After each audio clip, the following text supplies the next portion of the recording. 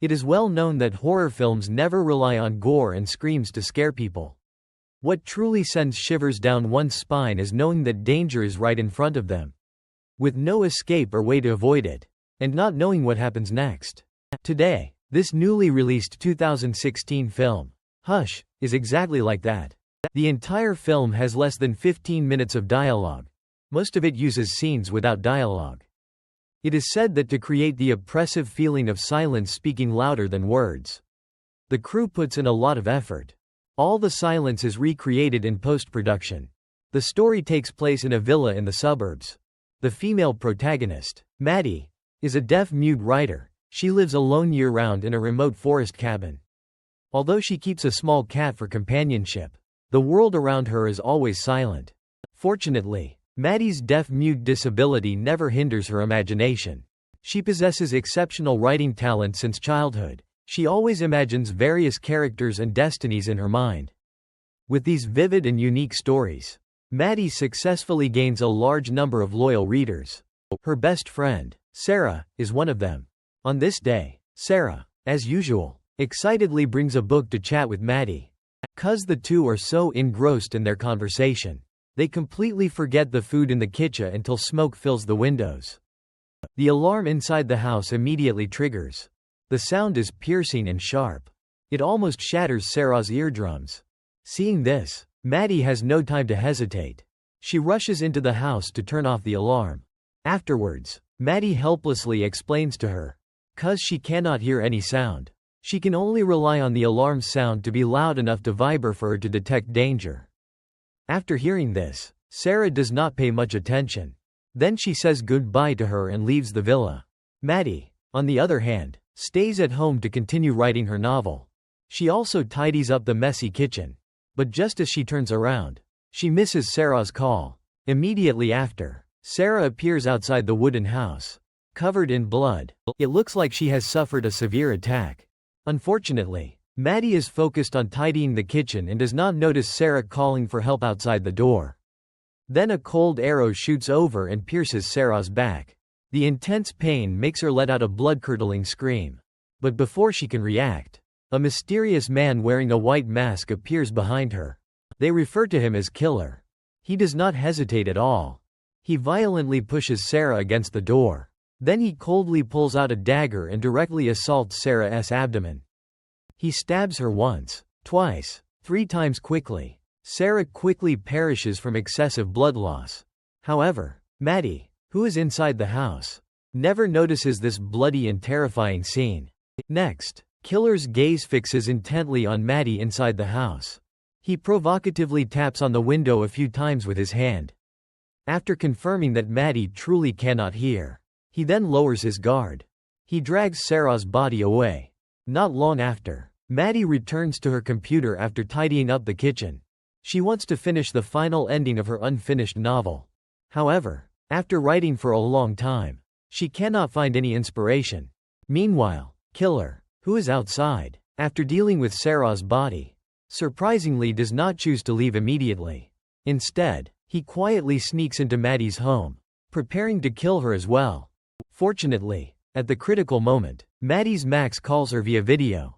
Killer can only hide to the side and wait for an opportunity.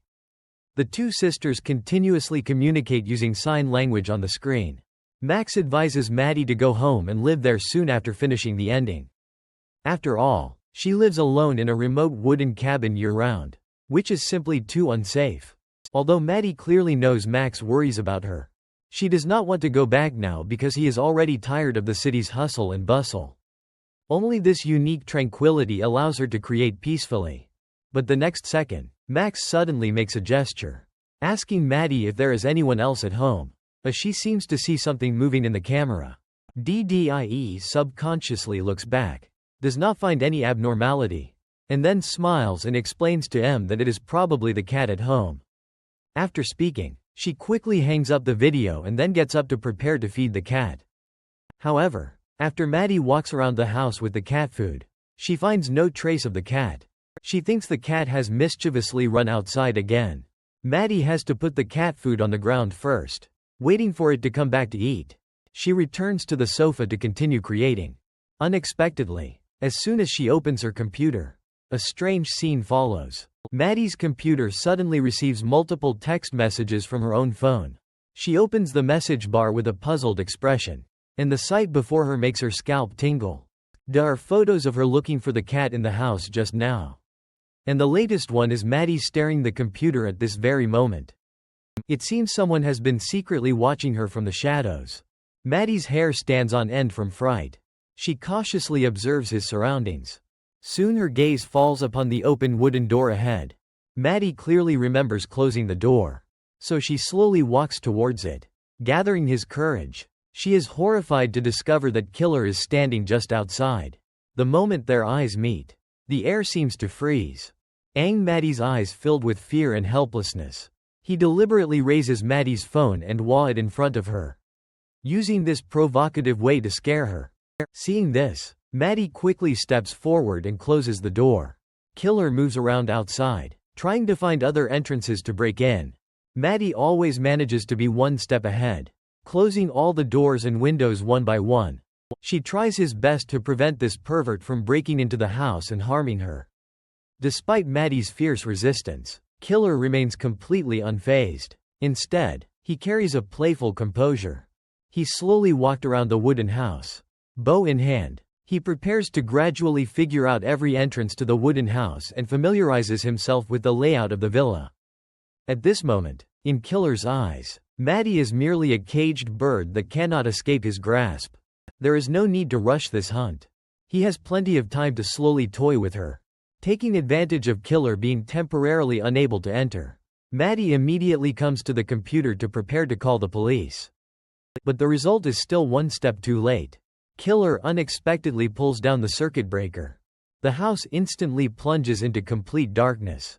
Even the wireless network is cut off by him. Moreover, her phone also falls into Killer's hands. This means Maddie completely loses all channels for help. What is even more cruel is Killer clearly knows Maddie cannot hear sounds. Yet he deliberately stands front of the window directly opposite her, triumphantly holding up a dagger. Aiming at Maddie's neck, he repeatedly gestures. It seems he is openly declaring Maddie's fate. He will sooner or later rush in and kill her with his own hands. Then he walks away behind the house.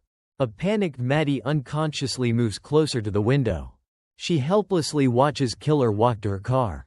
He slashes the car tire with one stroke.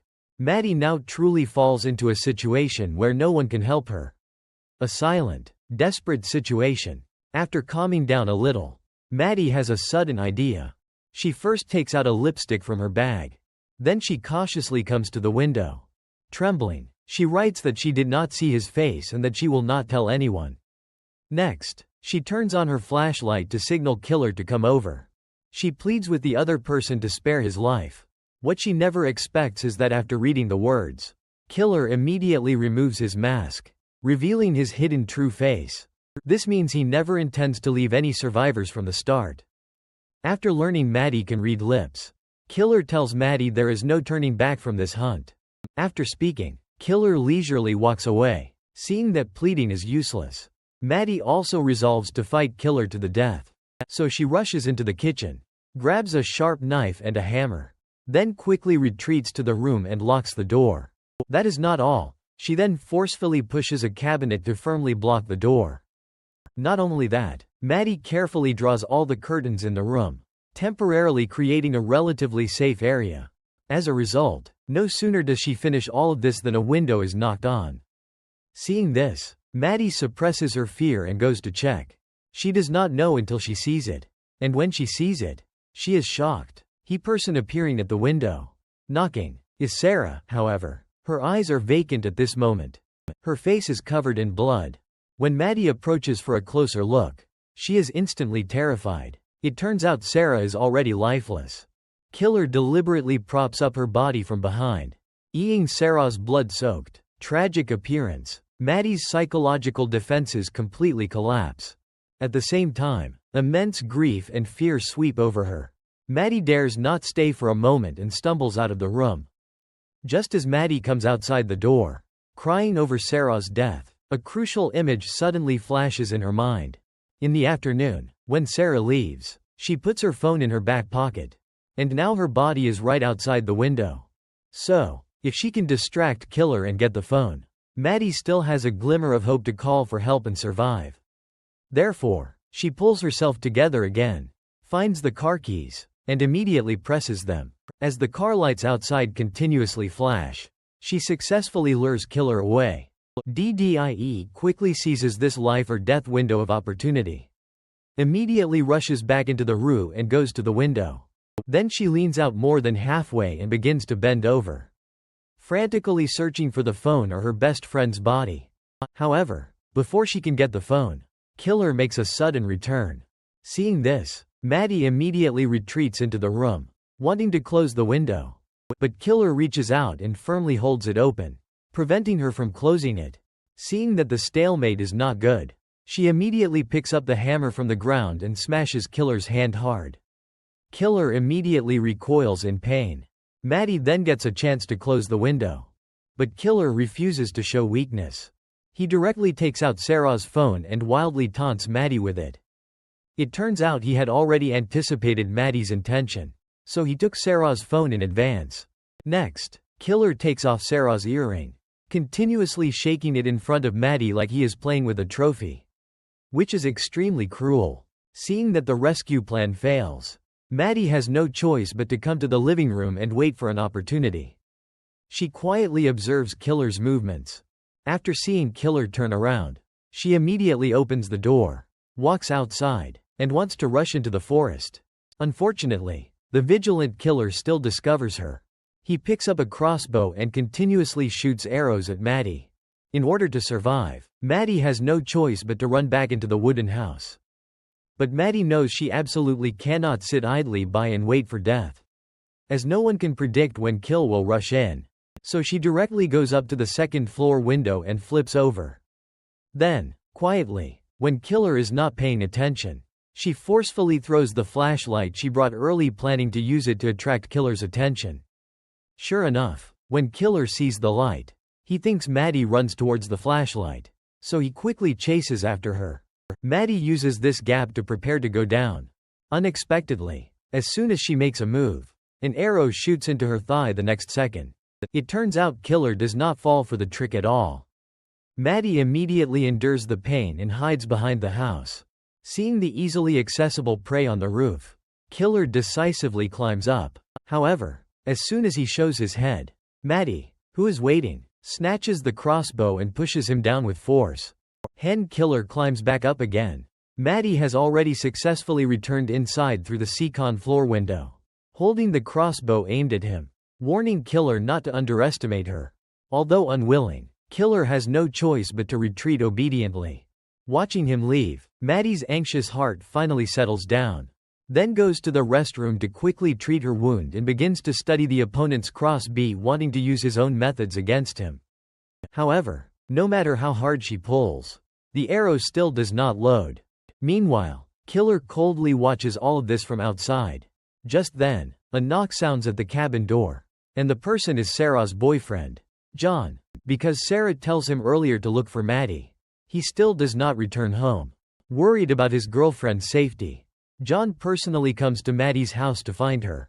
But after yelling outside the door for a long time, no one inside responds at all, until he unintentionally sees the message Maddie leaves on the glass door. John instantly realizes something is wrong. At this moment, killer suddenly appears, falsely claims he is a local patrol officer, saying someone just calls the police tonight, which is why comes here in the middle of the night. Unexpectedly, he is attacked as soon as he arrives. After finishing his story, killer also deliberately asks for John's phone. Then he pretends to call the police station back. Looking at killer's evasive expression, John does not believe what he says at all, so he directly asks for the phone back. Just as killer takes out the phone, Sarah's earring falls out. John instantly recognizes this as his girlfriend's item. He immediately concludes that this person has already killed his girlfriend. To avoid alerting the enemy, John tricks killer, saying Maddie has a habit. She occasionally buries a spare key under the stairs. They can dig out the key to enter the house and check the situation. Thus, while killer looks for the key, John picks up a stone from the ground. He wants to ambush killer from behind and knock him out. However, both of them are extremely cunning. As Killer bends down, he already secretly holds a knife in his hand.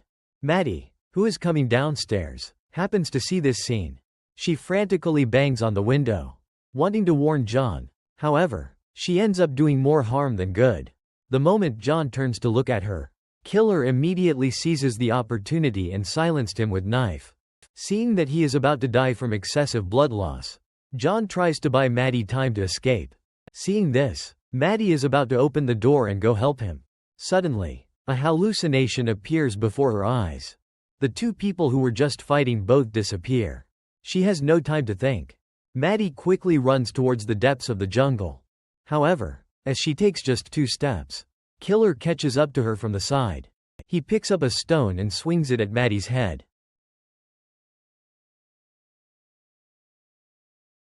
80.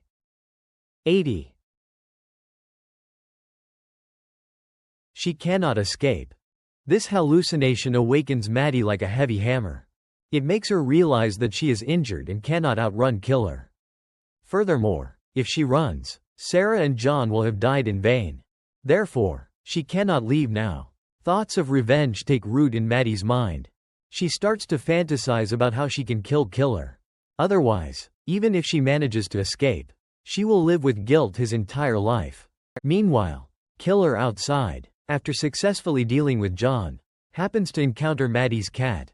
Just as he is about to kill the kitten, an arrow suddenly shoots from behind him. It is Maddie, whose fighting spirit has been ignited, who shoots it. This completely enrages Killer. Enraged and humiliated, he walks directly towards Maddie. Seeing this, Maddie hurriedly retreats inside the house. Due to being too nervous, the last arrow in her hand accidentally drops outside the door. She can only risk reaching out to pick it up. But before she can pull her hand back, Killer violently slams the door shut, trapping her hand instantly. In an instant, Maddie's fingers twist and break. The cruel Killer does not forget to add insult to injury and stomps on Maddie's hand several times. It is not until Maddie bangs on the door and begs him for mercy that Killer triumphantly moves his foe away. Then he slowly squats down in front of Maddie and breaks the arrow outside the door, and threatens Maddie that she is not far from death. After Killer provokes her like this, Maddie changes her previous weakness. She figures the worst that can happen is death. So she stands up. She directly writes the bloodied words "coward" on the window to provoke the other party. Killer cannot stand this provocation. He immediately runs back to his car and finds tools to furiously smash the glass. And Maddie is already prepared to die with Killer. She first uses the computer to quickly record Killer's physical features in case she does not kill him and he escapes justice. Then she hides in the bathroom with a knife, waiting for Killer to arrive. Time passes little by little. As Maddie's leg loses more and more blood, her consciousness gradually blurs. She completely fails to notice that Killer is hiding in the bathtub behind her. Saint as he thinks he is about to finish Maddie, she seems to sense the abnormality behind her, and H knife-wielding hand instantly reverses.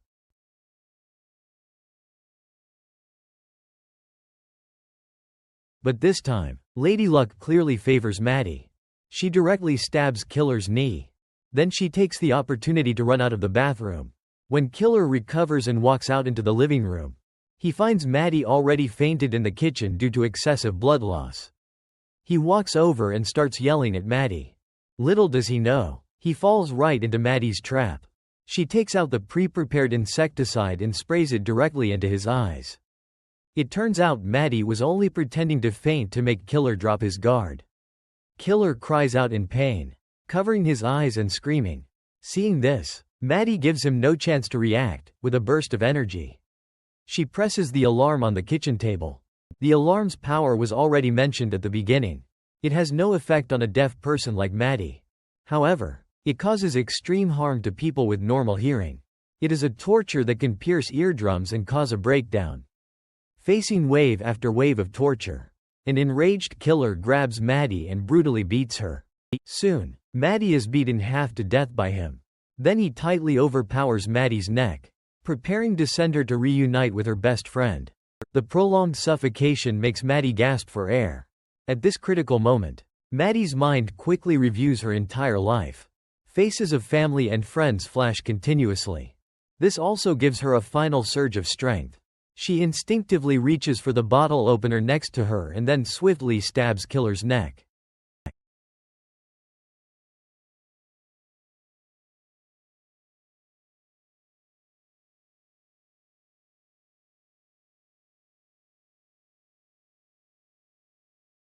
At the end of the story, Maddie takes out the phone from killer's pocket and successfully dials the emergency number.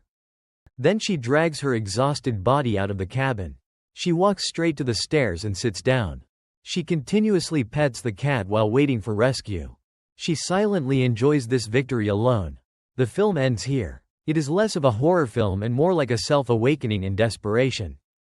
The female lead initially relies on others' fears and compromises, but ultimately fights back desperately using the most primal methods. She successfully transforms from waiting for rescue to saving herself. T also makes people understand that when facing absolute danger, silence is often the greatest fear. The only salvation in desperation is one's own courage.